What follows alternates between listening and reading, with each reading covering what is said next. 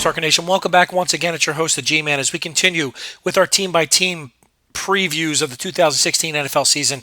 Today we're going to talk about those Miami Dolphins. This is a team that seems to have a whole lot of hype and a whole lot of love around it.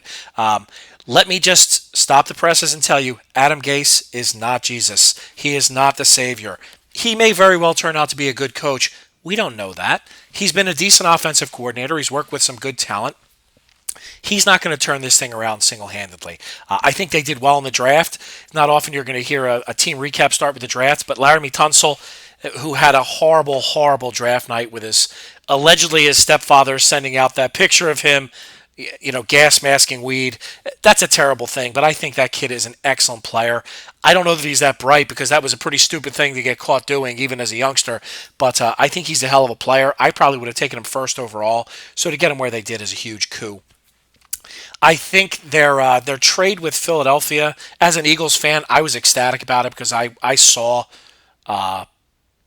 I saw what that defensive back could do, and I just have I don't think Byron Maxwell is a tough enough guy to be singled up.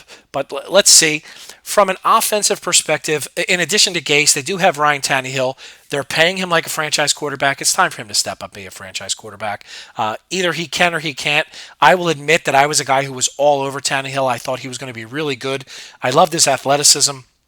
Played wide receiver in college. Everybody knows the stories. It doesn't hurt that he has a hot girlfriend, which you got to see on Hard Knocks. But I really thought he was going to be much better than he is. There's some disturbing stories about how he deals with players on his own team. So the jury's out. This is his year. If Gase can't turn him around, who's known as the quarterback whisperer, I don't know who can. Their running game's in a bit of flux.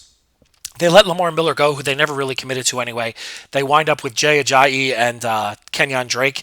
Two different guys. Drake, I think, is going to be more of a multidimensional guy, whereas Ajayi is going to be their every down runner. I don't know that he fits a pass offense, but I think he'll be able to run the ball for them. They are loaded with talent on the wide receiver slots. Jarvis Landry is excellent as far as receptions and short yardage and possession. I think he has more speed than he's shown and more talent than they let him show in their offense. I wouldn't be surprised if he takes a big step up. Devontae Parker, another guy who I absolutely loved coming out of college, had a lot of injuries, has a ton of talent. Even a guy like Kenny Stills acts as their take the top off the defense speed guy, and I think he can help. Jordan Cameron, you would love for him to have the year that he had in Cleveland. Again, he certainly has the talent, not much of a blocker, but as a receiver. Their offensive line cannot get much worse, and certainly by default is going to improve with my man Tunsil in place. From a defensive perspective, they did pick up the corner from Philly. They picked up Mario Williams. They lost Olivier Vernon. I'll call that a wash because I think Mario Williams is actually a pretty good player. But Byron Maxwell needs to be big. They lost Brent Grimes as well. Byron Maxwell needs to be big for them to turn the corner. At the end of the day, I'm not sure that I expect that. I think Gase is a good coach, but not a hero, and I don't believe Tannehill's the guy. I would expect 7-9 out of them. Maybe they get to 8-8. Maybe they stay in the 7-9 range. But I don't think they're going to light the world on fire. And no, I don't think this is the year that they overtake the New England Patriots. So with your 2016 team-by-team preview of the Miami Dolphins, I'm your host, the G-Man, and I am out.